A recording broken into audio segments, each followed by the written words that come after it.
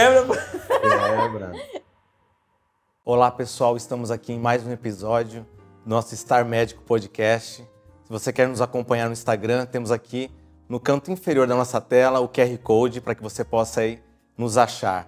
Bem, hoje nós temos uma convidada muito especial, uma amiga, né, querida, a doutora Aline Carvalho. Ela é graduada em Medicina pela Universidade Federal do Piauí.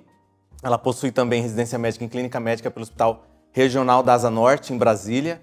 E ela fez residência médica em Medicina Intensiva na USP de Ribeirão Preto. Além disso, mestrado em Neurologia pela USP e também MBA em Gestão de Saúde.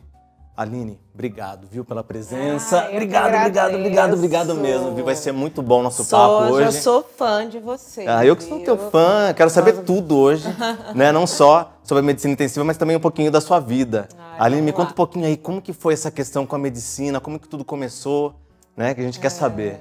Então, Marcelo, a medicina, na verdade, assim, eu acho que não sei se para você também foi assim, mas quando eu estava ali na adolescência, né, ensino médio, o que eu vou fazer? Vestibular, um monte de coisa. Assim, a gente lá em Teresina tinha poucos conhecimentos, assim, é uma época que a gente não tinha internet, não tinha, assim, feira de profissões.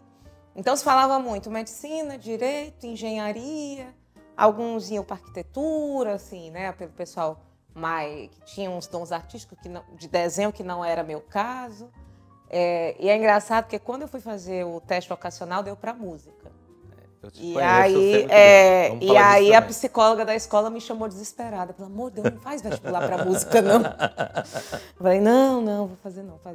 E aí eu tenho 2 tias médicas, né? Uma tia que é pediatra, uma tia obstetra, né? E eram, assim, referências, né? Assim, e até de satisfação com a profissão. Eu vi elas muito realizadas na profissão delas, né? Então eu falei, deve ter aí nessa tal de medicina alguma coisa que eu me encontre, assim, né? Então foi mais por não conhecer outras opções de profissão tão a fundo, porque até pensando, hoje uma profissão que me encanta muito, até brinco, é de dublagem. Sabe? Eu adoro fazer dublagem, eu gosto muito dessa coisa da voz, né? Eu não fui para o lado artístico desenho, mas eu tenho uma coisa do canto, da voz. A voz da Aline, né, vocês podem perceber, bem entonada. Tá um pouquinho rouca. Então, seria uma coisa assim, mais... A minha mãe sempre falava, né? Tem que pagar as contas, né? É isso mesmo, sempre. Tem uma coisa que te garanta para não faltar emprego e também tinha isso muito do altruísmo também, né? Eu sempre tive uma criação dentro da igreja católica, né? De grupo de jovens, então sempre teve essa coisa do altruísmo, de ver o outro, e acho que todo mundo tem essa visão, assim, poder ajudar de alguma maneira. É aquela pessoa que vai estender a mão, que vai, né, tratar. Então foi por aí. Felizmente consegui passar no vestibular cedo, né? Eu passei com 17, assim, foi. Que maravilha. E aí fui, né? Teve uma amiga minha, não sei se ela está assistindo, né? A Lé, um beijo. Que é porque todo mundo diz assim, mas aí depois que entra não tem como desistir. Tem. Essa minha amiga entrou comigo na Federal também, com 17 anos. Desistiram. E acho que no 2º ano ela desistiu porque ela foi fazer engenharia química. Uma área bem... E hoje ela é pedagoga. Olha só. Ela foi para a área da educação, e é uma excelente educadora, né? Depois de fazer doutorado em engenharia. Então, assim, não é, não, depois que entrou não dá para voltar atrás. Não, dá. Mas eu entrei, fui gostando, fui me ambientando. Mas você acha que desde o 1º ano de medicina já começou aquela coisa assim, aquele fascínio, ou demorou um pouquinho? Porque no começo aquele ciclo básico, a gente fica meio assim, que chato, quando que vamos começar a ver gente? Não, na verdade, e eu vejo isso um pouco até diferente hoje em dia. Eu vejo muitos alunos querendo pular etapas, né? Entendi. Às vezes no 1º ano já quer estar dentro do hospital, já quer estar vendo... Eu sempre fui muito assim, não, vou viver cada eu nunca quis... Etapa de uma vez. Eu nunca quis pular etapa, não por preguiça mesmo, sabe? Eu falei, gente, já tem as coisas para estudar aqui, eu ainda vou atrás de mais trabalho, né? E eu tinha outras coisas, né? Eu tinha esse grupo de jovens, aí era uma banda que era meio gospel, então eu tocava teclado. Mas você estava fazendo faculdade de música? Desculpa te interromper. Então, aí no 3º período de medicina eu fiz vestibular para música, passei... Deus. E aí, enquanto meus colegas iam para monitoria, eu ia para aula. Não satisfeita com a carga horária da medicina, né? Uma pessoa super inteligente, né? Super dinâmica. Vamos fazer música também, né? Peguei uma disciplina de música. E ficou quanto tempo na música? Fosse 1 ano e meio. Um ano e meio. Porque aí também chega lá, eu não sei como aqui, mas lá a gente tem os créditos, então para você passar de período, você tem que ter cumprido crédito. Sim. Aí algumas disciplinas que eu tinha que cumprir, eu não conseguia horário. E então, assim, eu fui, só que eu sempre gostei muito, eu nem digo assim, eu gosto de estudar, assim, mas eu gostava muito de aprender, e gosto até hoje. Até o diretor da minha escola, ele falava, estudar não é bom, mas aprender é bom. Que maravilha. E para aprender, ele tá certíssimo. Tem que estudar. Né? Então, eu tentei aproveitar cada período, assim, para entender o máximo daquele período. Né? Sem querer, como é que vai ser daqui a 2 anos. Agora, assim, a faculdade vai passando o tempo e a gente fica, assim, participando de ambulatório, de centro cirúrgico, né? Roda. Para quem não sabe, né? O estudante de medicina, então o médico, ele rodou na pediatria, na clínica médica, na cirurgia, na ginecologia obstetrícia e também na saúde coletiva, saúde da família, né? Para quem não sabe, né? Porque muitas vezes a pessoa está atuando numa área que já passou na faculdade e as pessoas falam assim, nossa, mas ele sabe alguma coisa de criança? Aprendeu na faculdade. Sim. Agora eu quero saber quando que surgiu na cabeça a questão da medicina intensiva. Você acompanhou alguma coisa na faculdade? Como que foi a questão da medicina intensiva entrar na tua vida? Me conta. É curioso, Marcelo, porque eu falo muito. Hoje eu sou professora, né, lá na UNIT, e eu falo às vezes para meus alunos assim, eu falei, gente, não tentem criar roteiros às vezes na sua vida. Eu entrei na faculdade achando que eu ia fazer neurocirurgia. Olha só. A primeira vez que eu entrei no centro cirúrgico, eu falei, nunca mais. O dia todo numa sala fechada. Somos iguais. E às vezes sem janela. Assim, UTI, mas UTI a gente paciente entubado, eu quero conversar com o paciente. Não, nem por isso, mas assim, claustrofobia você é um pouquinho mais... Ficar o tempo todo em pé e tal. Aí eu falei, não, cirurgia não foi. Assim, aí fui eliminando, né, pediatria. Amo, acho lindo, mas assim, o lidar com a criança doente... Os responsáveis também. E com os pais, né? E aí foi passando o tempo, e lá em Teresina, assim, eram 9 períodos, né, 4 anos e meio de disciplina, eram 2 anos de básico até o 4º período, do 5º ao 9º eram as clínicas, e a partir do 10º era o internato. E eu estava indo para o final do 8º período sem saber... Já tinha passado por várias dessas clínicas, né? Pediatria, dermato, hematologia, reumatologia, cirurgia, e não estava me encontrando. Eu falei, gente, deve ser alguma coisa que eu ainda não vi. Aí eu pensei, será que é geriatria? Porque já que não é criança, às vezes é o idoso. Eu gostava de conversar com o senhorzinho e tal. E aí eu tenho um amigo, Sérgio Eduardo, um beijo, que ele é, né, geriatra intensivista. Até 2005, se eu não me engano, 2004, a residência de terapia intensiva era só 1 ano. Então, muita gente terminava a sua especialidade, fazia mais 1 ano, era rapidinho de terapia intensiva, e ele fez isso. Ele fez clínica médica, geriatria e terapia intensiva. E aí, eu conversando um dia com ele, na época no MSN, eu falei, eu não sei o que eu vou fazer, eu estou pensando em geriatria. Ele, vem passar férias aqui em Brasília, e me acompanha na geriatria. Ele morava já em Brasília. Tem uma amiga lá que é farmacêutica, a Renata, na época fazia faculdade de farmácia. Aí ela, eu te hospedo, pode ficar 1 mês aqui em casa, a gente é amiga de infância. Aí fui, né? É tudo que a gente quer, né? 0 de custo, né? E aprender muito, né? Então, assim, foi uma coisa muito casual, né? Fui atrás do estágio. Não, surgiu, estava de férias.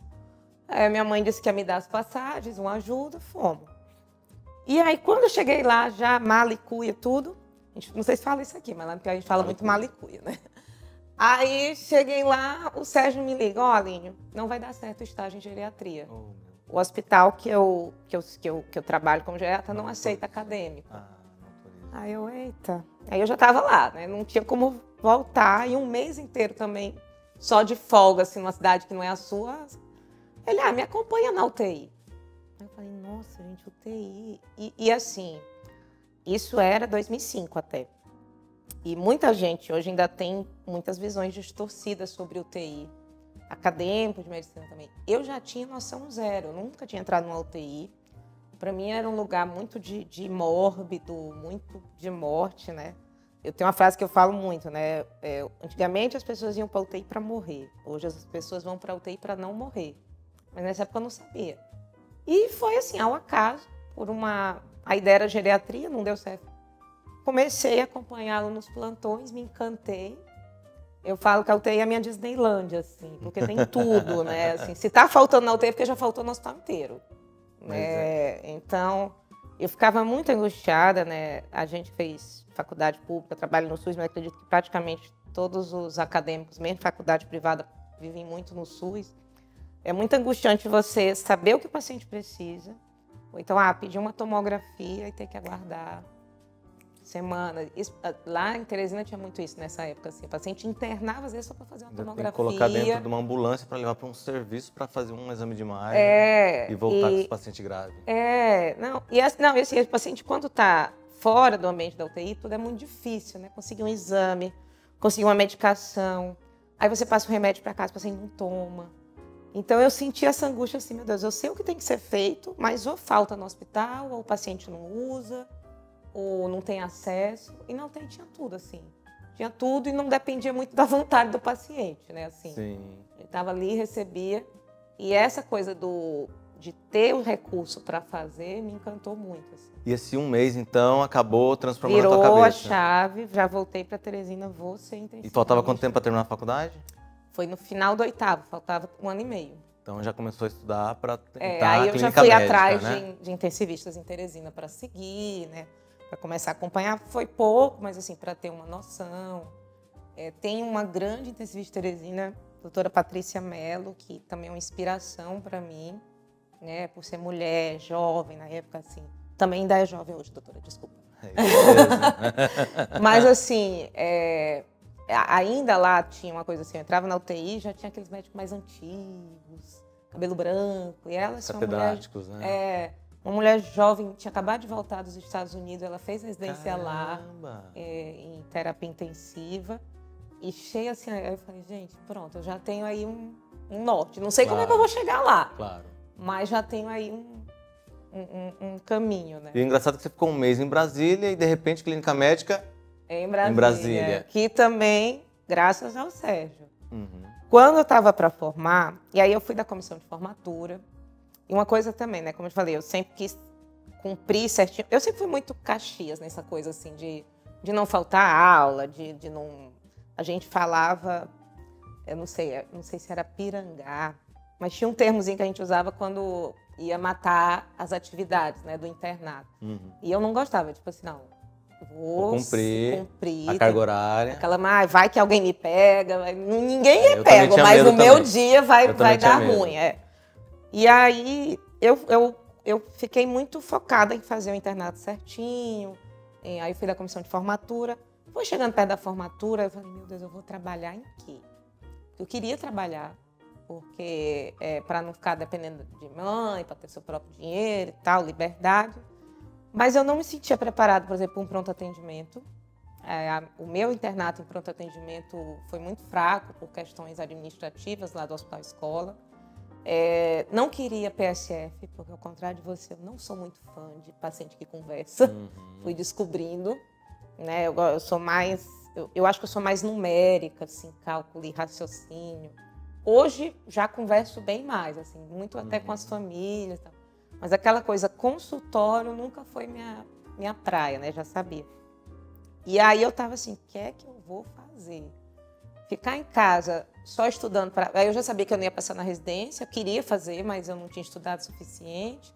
Fiz prova, não passei. Eu falei, o que é que eu vou fazer? Voltando no MSN, o Sérgio, tô aqui, eu vou formar, não sei o que eu faço da vida, não sei se eu caso ou compro a bicicleta. Aí ele, vem morar em Brasília. Olha só. Sim, ele vai trabalhar comigo. Eu trabalho numa empresa de ambulância, está precisando de médico, é tranquilo, dá para você estudar. E tem um quarto vaga aqui na nossa República Piauiense. Era ele mais uma amiga minha de escola, que fez medicina na UNB. E eles me chamaram para morar com eles, consegui um quarto, um emprego, Aí minha mãe abençoou, né? Falou, vai, né? E aí fui, assim, formei em janeiro de 2006, fevereiro eu já estava morando em Brasília. Caramba, e de Brasília, o processo até chegar na residência médica de medicina intensiva, as coisas foram andando conforme que você planejou ou não mudou alguma coisinha? Eu tenho que botar no currículo lá, patrocínio MSN, né? Porque foi terminando. Aí, qual era a minha ideia? Eu adorei Brasília, eu adoro Brasília, uma cidade muito boa de se morar, tem uma mobilidade urbana boa, opções gastronômicas, culturais. Isso assim, eu concordo. E relativamente perto pra gente aqui do Nordeste, né? Era 2 horas de voo, tinha voo direto praticamente todo dia. Isso facilita muito. A minha mãe, na época, hoje ela é aposentada, mas ela era funcionária federal, então de vez em quando tinha uns cursos lá. Então pronto, me encontrei, vou morar em Brasília, botei na cabeça. É aqui que eu vou morar, tal. Então, eu pensei, não, vou fazer, eu fiz com a clínica médica, eu terminei passando lá e já ficando, e vou fazer terapia intensiva em Brasília, já fico aqui. 1 ano antes de eu fazer prova de residência, quando eu estava entre o R1 e o R2, então a gente até sempre explica, né, Marcelo, que tem gente que acha assim, formou, pronto. Não, você tem que fazer uma prova para residente de clínica média, que eu achei mais difícil que o vestibular, porque é muito mais assunto e você se prepara para o vestibular a vida toda. A prova de residência você tem ali, né, 1 ano. E assim, a Aline falou que não estudou e tal. Todo mundo na medicina tem essa questão. E aí, falando, não estou estudando nada, tal. Mentira, o pessoal estuda, fala que não estuda. É sempre a mesma historinha, a mesma balela. Não, mas assim, mesmo sabendo que talvez eu não estivesse tão preparada, mas eu fui fazer prova no final da faculdade. Eu acho importante isso, até para você perder aquele medo, saber como é, ver onde é que você pode melhorar. Aí no final do R1, teve um fraude na prova de Brasília. As provas descobriram depois que a prova tinha sido divulgada antes e tal. Então, no ano que eu fui fazer 1 ano depois, cancelaram a prova. Porque ainda estava com resquício do último ano, ainda estava assim na justiça.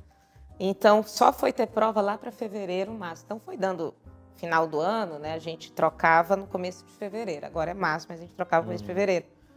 E disseram que não ia ter prova para medicina intensiva em Brasília, porque só era um hospital. Daí vou atrás de outro lugar. Aí vou conversando com o MSN, com um amigo meu, ele morava em Ribeirão Preto. Ele, vem fazer prova aqui. Aí eu, gente, o USP é muito difícil, não vou passar. Não, mas...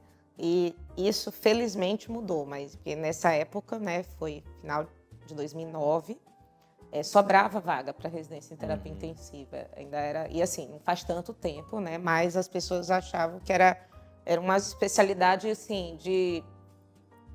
se ninguém mais quiser, se eu não passar em nada, vou fazer. E aí... E assim, o fato de eu realmente querer até me ajudou, porque na entrevista eu deixei isso muito claro. Eu falei, não, eu quero ser intensivista. Não estou aqui por falta de opção. Aí eu falei, não é nada, eu vou lá fazer prova em Ribeirão. Aí fiz, passei, né? Passei, tipo, de segunda chamada, mas passei, entrei. Entrei no comecinho, 1º de fevereiro. O importante é que E assim, também me encantei com Ribeirão Preto, porque aí sim foi uma mudança muito grande. Assim, quando eu saí de Teresina, o hospital que a gente tinha, o hospital escola, era tipo 2 andares, pequenininho e tal. Aí já fui para Brasília, um hospital de 6 andares. Falei, tô subindo na vida. Cheguei em Ribeirão Preto, um hospital de 12 andares, 2 prédios, muito acadêmico. Eu conheço lá, meu primo formou na USP de Ribeirão, visitei lá, muito lindo. E aí, quando eu estava no R4, eu tive a oportunidade de fazer um estágio optativo no Canadá. Uau! Também por se nada, eu queria, não. Coincidiu do médico do Canadá, o brasileiro, estar lá em Ribeirão e oferecer. Coincidiu de eu conseguir, nas férias, fazer uns plantões em Santa Helena de Goiás, para conseguir um dinheiro extra. Minha mãe deu certo.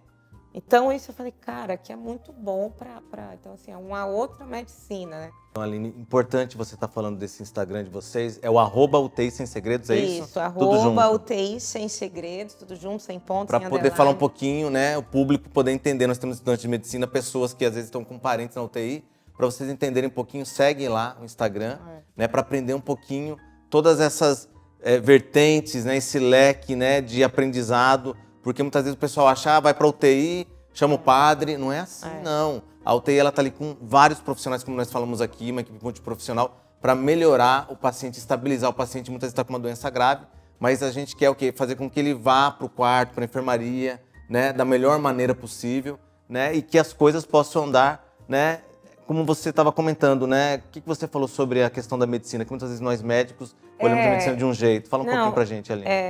Então, Marcela, o UTI Sem Segredos, ele surgiu quando eu estava do outro lado, a ideia, né? Porque em 2015, meu avô, que tinha uma figura paterna muito forte, né? Meu pai faleceu quando eu era criança, esse meu avô cumpriu um pouco esse papel. Ele foi internado por um trauma craniano e ele ficou na UTI lá em Teresina. No dia que eu soube, peguei o voo, fui para lá. E aí lá eu percebi como as pessoas não médicas têm dificuldade com alguns termos. E mesmo médica, assim, porque minha tia ginecologista, a outra pediatra, e às vezes faziam perguntas assim, que pra gente era tão simples. Porque é isso, nós médicos, a gente fica muito assim, a medicina ela é um mundo. Então a gente estuda e às vezes fica meio alheio a outros assuntos. E acho que todo né? mundo sabe que a gente E aí a gente acha que todo mundo sabe. A gente acha que quando a gente fala, é um tubo, uma droga vasoativa, uma sedação, E aí o pessoal, às vezes, a referência que tem de medicina é a Globo, que é péssima, né?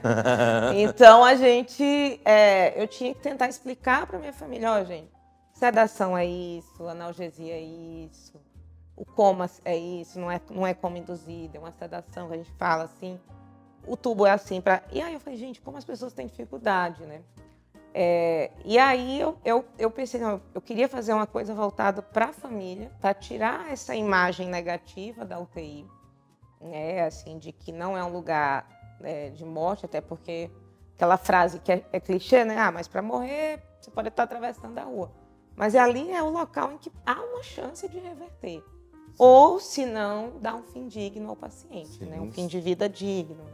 Até é importante, né, saber sobre essa atuação do intensivista, né, Aline? Então, assim, o intensivista ele faz procedimentos, mas ele também lida com todo esse envolvimento familiar, todo esse mundo do paciente.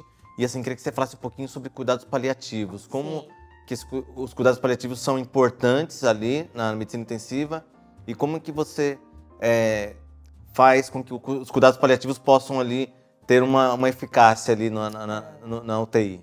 Se você me permite, eu vou fazer um preâmbulo e entro no cuidado paliativo, né?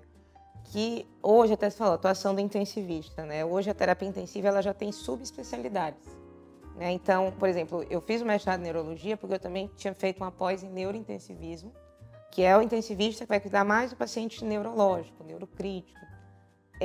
Tem o cardiointensivismo, que é o intensivista que vai para a área cardíaca. Temos oncointensivismo, o paciente oncológico. Temos o intensivista que vai mais para a digestão, de coordenação e indicador, pode até virar um diretor médico. Eu tenho o meu amigo que fez residência comigo, Youssef, um beijo. Ele foi muito para essa área de gestão, montou empresa, tudo. E assim, vai mostrar que a terapia intensiva é só plantão? Não necessariamente, né? E uma das áreas, tem a nutrologia para paciente crítico, né? Que também o intensivista pode atuar. E uma das áreas que está crescendo muito, felizmente, é a área de cuidado paliativo, que é uma área de atuação que pode ser um complemento da terapia intensiva. Justamente porque, e aí eu estava dando essa aula para os meus alunos recentes, né?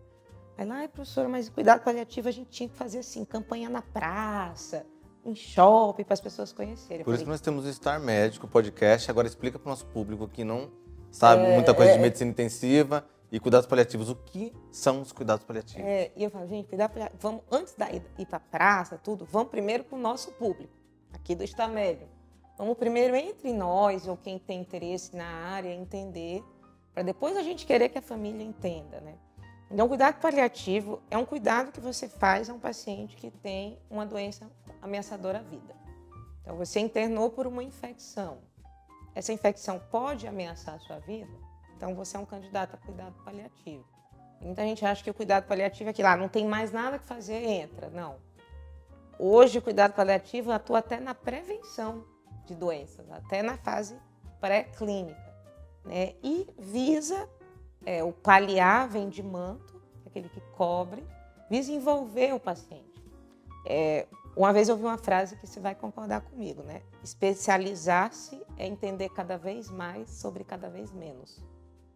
Então, com essas subespecialidades médicas e isso e aquilo, às vezes a gente até brinca, daqui a pouco vai ter o ortopedista da mão direita e o ortopedista da mão esquerda, né? Então, nós médicos começamos a fragmentar o paciente, a ver só cabeça, só garganta, só... Então, não, mas estou com dor de barriga. Não, não é minha área, né? E assim, gente, vou fazer propaganda. O Marcelo, ele é um médico dermatologista, pediatra, mas você pode perguntar para ele qualquer coisa, ele vai saber. Ele é muito inteligente, vai ficando vermelho, né? Mas assim, infelizmente, falta esse médico que veja o paciente como um todo. E não só, não, eu só vou ver isso, porque o intensivista já tem um pouco disso, a gente tem que ver o paciente inteiro. E o cuidado paliativo é isso, é ver o paciente como um todo. Não isso só... É muito interessante. Então a gente fala assim, uma coisa é você tratar a doença, outra coisa é você tratar doentes, a pessoa. Então tem a questão de conforto, de um acompanhamento de fim de vida, doença incurável, é importante. Claro. Mas o processo, até para o paciente que vai se recuperar, o paciente que está dentro da UTI, ele está fragilizado, ele está com medo, a família está com medo. Então, o cuidado paliativo é aquele que vai garantir uma assistência para controle de sintoma, para controle de ansiedade. Às vezes o paciente quer ver o pôr do sol, aí eles vão dar um jeitinho de levar o paciente para ver o pôr do sol. Às vezes o paciente está com saudade do cachorrinho, do gatinho, aí dá um jeito de trazer o gatinho, o cachorrinho para dentro da UTI. Né, ou num ambiente ali onde ele possa interagir com o animal de estimação dele, né? Porque né, todo mundo tem, né, o sentimento de sentir falta, né, de algumas coisas. E ao mesmo tempo, é uma especialidade altamente científica, com embasamento, né? Então, não, então para ser paliativista, tem até, eu sigo muitos paliativistas, para ser paliativista é só paz e amor? Não, você tem que estudar, você tem que saber o melhor momento, como atuar, vão ter conflitos, né, assim... hoje eu estava até falando isso com a família. A medicina evoluiu muito para manter o paciente vivo, órgãos funcionando. Mas o que é estar vivo, né? Assim, você preso a um ventilador, preso a uma dieta interal, preso a uma máquina de diálise, preso a uma medicação. Então, você vai botando artifícios, né? Então, o paliativista ele entra também para dizer, será que a gente está fazendo... Se ele pudesse escolher... A gente que eu falo assim, eu não sou paliativista de formação, tenho vontade, né, um dia de me especializar assim, de fato nisso, mas eu gosto muito.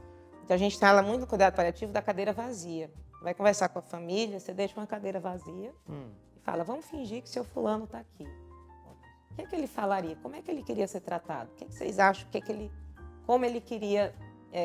né, quando o paciente não pode se expressar, né? É você estar do lado do paciente, né? Então você coloca essa cadeira vazia para representar isso, o lado do paciente. Porque às vezes a família fica assim, não sei o que eu quero para o meu pai. Então, calma, o que ele iria querer? Doutor, meu pai nunca quis, meu pai era muito vivo, nunca quis ficar acamado. Então vamos ver um jeito da gente não levá-lo ele a esse ponto, né? Então eu acho que a gente precisa aprender mais. Tem a parte de humanização, mas tem a parte de ciência também, tem que andar junto, pelo bem maior que é o paciente, né? Sempre, né? E assim, aproveitando um pouquinho, puxando o gancho, para poder falar um pouquinho sobre o desafio emocional na época do Covid, da pandemia. Sim. Fala um pouquinho como que foi toda a questão emocional na época, para a gente poder saber um pouquinho algumas histórias. O que você tem para falar para a gente um pouquinho sobre a época da pandemia? A minha fase da pandemia, primeiro veio a negação. Né? Eu não sei se todo mundo passou por isso, mas eu vim para Maceió, aí já não foi o MSN, foi um congresso. Eu sempre mudo os assuntos, né? Mas eu vou chegar lá. Na época que o pessoal estava usando máscara ainda lá do outro lado do mundo. Não, antes. Maio de 2019, né? Tem 4 anos agora.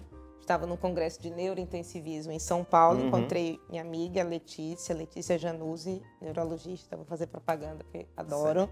Um abraço, Letícia, me conheço. E ela... A gente se encontrou no congresso, estou precisando de intensivista lá em Maceió para uma UTI neurológica, que até então era minha área. Eu tinha feito neurointensivismo, mestrado em neurologia, a gente se conheceu no mestrado, lá em Ribeirão Preto e tal.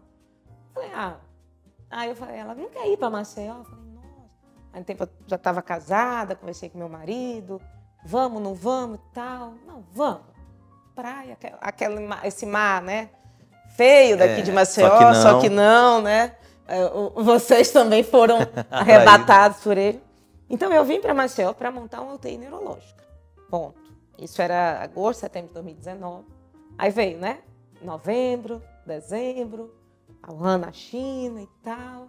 Aí, em janeiro, aí a enfermeira que estava comigo, até então a UTI não tinha aberto, a gente estava montando, fazendo protocolo. Ela, Aline, vamos estudar sobre o Covid? Eu não vou trabalhar com isso. Minha UTI é neurológica, não vou. Mas assim, a gente tinha aquela ilusão, né? Quando veio a avalanche, tudo que era leito de UTI terminou virando UTI Covid. Dificuldades. Eu tenho uma característica, todo mundo mas assim, eu realmente gosto de ambientes controlados. Né? Eu não gosto de imprevisibilidade, assim. Então, a UTI traz um pouco isso, né? Tipo, tenho ali o monitor, tenho ali os exames, tudo certinho. E eu não gosto de fazer coisas que eu não me sinta tão preparada para fazer. Eu não sou aquela, se joga, não. Eu sou muito... Só que no Covid não teve isso, né? A gente virou de cabeça para baixo. A Aline fez assim. Eu não me joguei, me jogaram. Aline, acorda. Cheguei. A gente até brincava, a gente estava trocando o pneu com o carro andando. Mais ou menos isso. Porque... Gostei dessa comparação. A gente falava isso. Não, tem, não vai. Então, primeiro é aprender a lidar, o que era, como tratar, informações desencontradas, fake news e tal. Ninguém sabia de nada ainda. Faz cloroquina, não faz cloroquina e tal. E a emoção, como que ficou nessa loucura toda? E aí, foi a época que eu mais perdi paciente na vida. Acho que todo intensivista passou por isso. Foi a época que eu mais dei notícia de óbito. Eu era coordenadora da UTI, então eu puxava muito para mim essa responsabilidade de lidar com a família, de passar a notícia. E a maturidade foi diferente? Você acha que não tinha maturidade nessa época? Você acha que não, eu já tinha. Já tinha? Já tinha, assim. Se eu tivesse... foi 2020, né? Tinha 8 anos já. Eu terminei a residência de terapia intensiva final de 2012, né? Então, já tinha. Mas, assim, foi muito difícil também. Né? Porque uma coisa é você dar uma notícia de óbito de um paciente idoso que já está ali há vários dias na UTI. Outra coisa, o paciente chegou hoje de manhã, de tarde ele faleceu e você nem viu, sabe? Então, foi muito difícil. Mas também foi uma época que eu aprendi que sempre há algo para fazer. Sempre há algo para fazer pelo paciente. Porque quando você cuida da família, você está cuidando do paciente, né? Nessa época eu fiz essa tatuagem, né? Curar quando possível, aliviar quando necessário, consolar sempre. Que a fase de Hipócrates é o nome da minha turma de medicina. Esse é o nome da nossa turma. E é isso, assim, mesmo que a gente não pudesse curar no Covid, né? Porque não tinha uma cura, a gente podia aliviar a dor, aliviar o cansaço da falta de ar, aliviar o sofrimento da família. A gente passou muito tempo sem ter visita, né? E aí vieram as visitas virtuais. Meu Deus. Aí foi avançando. Uma loucura. Lá, nessa UTI, a gente tinha o benefício de ser quartos individuais. Então, aos poucos, a gente foi trazendo familiar, pelo menos para ver da janela, né? Tá. Então, sempre tinha algo a ser feito, né? E consolar sempre, né? Sempre. Então, foi um amadurecimento e uma maturidade emocional também, assim. Deu uma guinada aí. E me fala um pouquinho, saindo um pouquinho agora dessa loucura, né, que foi a pandemia. Como que você concilia hoje a tua vida comum com o trabalho? Eu sei que você gosta de cantar. Você falou para mim que fez a faculdade de música. Fala um pouquinho disso aí, né, do seu dia a dia, assim. E para a gente poder conhecer um pouquinho dessa linha além da medicina. Fala um pouquinho pra gente. Então, hoje, assim... Além da música, também sei que você faz outras coisinhas. Fala pra gente. Hoje, assim, não que eu cheguei numa fase, assim, nossa, né? Quando a Mega Sena me ajudar, eu vou chegar nessa fase. Mas, assim, né, são 16 anos e meio que eu já tenho, né, de formada. Então, eu sempre fui me estudar. Então, hoje eu já consigo, assim, ter mais tempo livre. Inclusive, foi uma das coisas que me trouxe para Maceió, sair um pouco do plantão no final de semana. E aí, hoje eu desenvolvi outros hobbies. Eu sou crocheteira agora. Maravilha. Depois vocês olham lá no meu Instagram os meus bichinhos de crochê, todo mundo que engravida faça um polvinho e tal. E aí também, talvez até pela própria pandemia, assim, ficou muito claro que a gente precisa cuidar da nossa saúde mental, da nossa saúde emocional, né? Como a gente fala, médico é muito medicina, ter outros interesses. Graças a você e a Amanda, descobri o gaúcho, né? Então agora eu faço stand-up paddle também. Agora ela é esportista aproveitar aquática. Esse mar. Mas eu acho que a gente se vê também, né? O médico, infelizmente, e às vezes o intensivista, toda especialidade que é plantão. Aqui no Brasil tem uma coisa que em alguns países é diferente. Não sei, eu acho que a gente até conversando outro dia, né? Na Espanha, você só pode fazer no máximo 8 horas de plantão por dia. É tudo controlado. Em Portugal também, Salvador está ali de prova, que ele é revalidado lá. E se você tenta burlar, né? Você, não, vou dar 8 horas em outro plantão. Lá o plantão já é menor. É 8, 8 e 8. E se você tenta burlar, os hospitais conectados, tal, não dá. E aqui não, né? Aqui eu já vi vários colegas fazerem 72 horas. A malinha da semana, não é? A marmitinha da semana, na verdade. Nem vou falar quem chega de mala no hospital, né? Para não expor, né, as esposas. Mas infelizmente é isso. E a gente esquece de olhar para a gente. A gente até estava conversando antes, né, da questão financeira, né? Que quando se trabalha com plantão, às vezes você calcula suas contas pelo número de plantão, né? Não, vou pegar mais uma parcela de tanto, mais um plantão por mês. Então, mas agora tem um financiamento disso, uma parcela disso, uma viagem disso. E aí você para de ter esse momento. E eu, até a residência de terapia intensiva, eu sempre gostei de ter essas atividades extras, né? Residência de clínica também foi mais difícil. Residência, gente, uma época da nossa vida. A gente entra numa caverna e depois sai assim, mãe, pai. Então, é uma época à parte. E quando acabou a residência, eu já tive essa preocupação assim, não vou encher minha agenda segunda a segunda. Vou deixar espaço livre para ter uma atividade física. Eu fazia parte do coral lá em Ribeirão Preto. Como eu era funcionária do hospital, né, tinha o coral, Vozes do HC. E eu ia para os ensaios toda segunda tarde, então deixava esse dia livre para o ensaio, tinha as apresentações. Viagem também, que é uma coisa que eu adoro. Agora você está mais no karaokê, né? Eu estou no karaokê, participei de um concurso, não passei, mas no próximo ano... Participou. E estou fazendo aula também de canto. Uma aula como professor, assim, Eu acho importante o que você está falando. Nós temos que ter... É uma terapia, né? Como que você fala, na questão de fazer ali o stand-up ali, né? Então, nós temos que cuidar mesmo da nossa cabeça.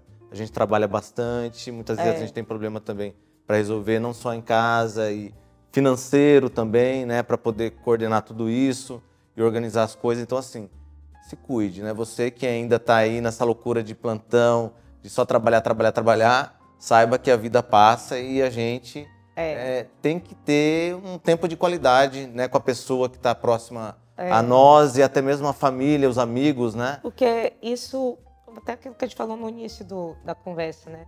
Isso vai refletir até no seu próprio trabalho.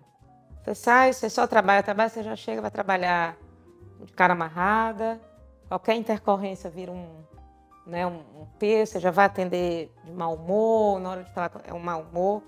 E, assim, claro que a gente sabe que a vida não é esse conto de fadas, né? Então... Não mesmo. Trabalhe, estude, tenha saúde física, tenha saúde mental, Mas assim... A gente está comentando até hoje de eu estar acordando de madrugada para poder fazer atividade física. Vocês... Eu tô há 2 meses sem ir para academia. A minha personal vai puxar minha orelha porque eu fiz uma pequena cirurgia. Aí você vem enrolando. Tá convidado a me acompanhar, viu? 5 horas da manhã. Obrigada. Marcelo tá indo treinar 4h30 da manhã. Não. Mas é o esforço também, né? E claro que não existe...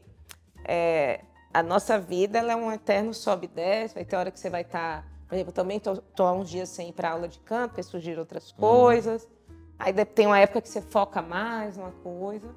Mas quando eu escolhi a terapia intensiva, né? A minha mãe ficou muito preocupada, né? Tipo, minha filha, mas é uma especialidade tão pesada, você vai envelhecer rápido e tal. Mas o que eu tenho tentado fazer? É justamente isso, ter outras ocupações para eu conseguir trabalhar até por mais tempo, para não chegar lá nos meus 50, 60 anos e tá uma velha rabugenta que não aguenta ver mais ninguém na frente, né? Trabalhar de mau humor, né? Eu acho que sua mãe tá certíssima e você também tá seguindo um caminho bacana, Aline. Olha, estamos aqui finalizando mais esse episódio aqui, infelizmente, do podcast Star Magic Podcast. Se você quer ter acesso ao nosso Instagram aqui no canto inferior da tela, o QR Code. E Aline, só tenho que te agradecer. Obrigado mais uma vez.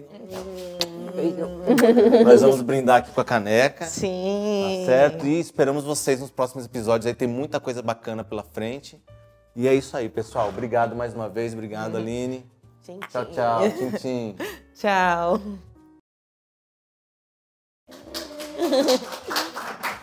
A médica da malinha, né? Agora Mas quem falou a mala foi ele, viu? Quem falou agora que você corta aquela parte que pega anterior e tira aquele...